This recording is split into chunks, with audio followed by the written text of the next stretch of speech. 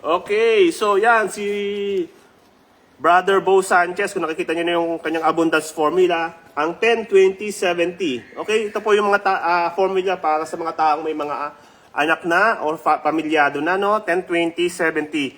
100% ng income mo, babawasan mo yan ng para kay Lord. 10%.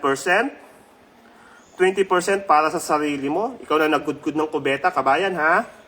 And 70% para sa family mo. Ang tinatawag natin family ay yung anak mo, ha? Hindi ibang tao, hindi pamangkin mo yan, hindi mo yan kapatid. Okay? Excuse me.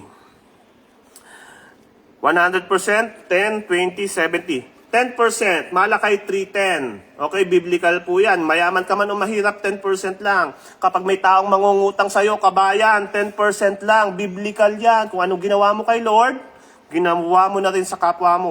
Minsan masyado tayo nasasaktan eh. Bakit? Kasi nagpautang ka sa kaibigan mo, hinigitan mo kasi ng 10%. Pag nagpautang ka, kabayan, huwag mong asahan na babayaran yan sa'yo. Kaya nga dito yan nakalagay. Para kay Lord yan. Kung magbayad mo sa'yo yung pinautang mo, and then itulong mo, ibalik mo ulit kay Lord.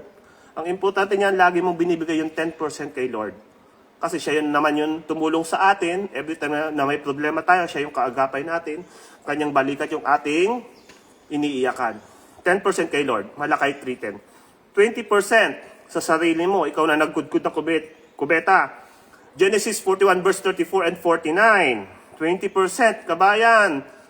Dapat bayaran mo sarili mo, hindi lang yung mga nasa Pilipinas ang sineswelduhan mo. Dapat swelduhan mo rin yung sarili mo.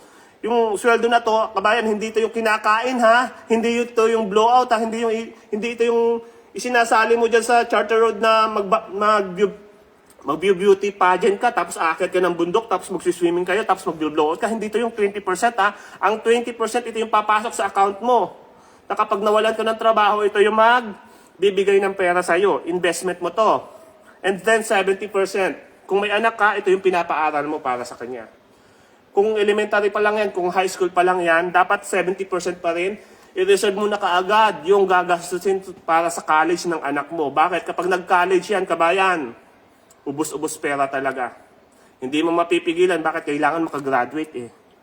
So elementary at saka high school, medyo mababa pa naman po ang tuition fee, ano po mga kabayan.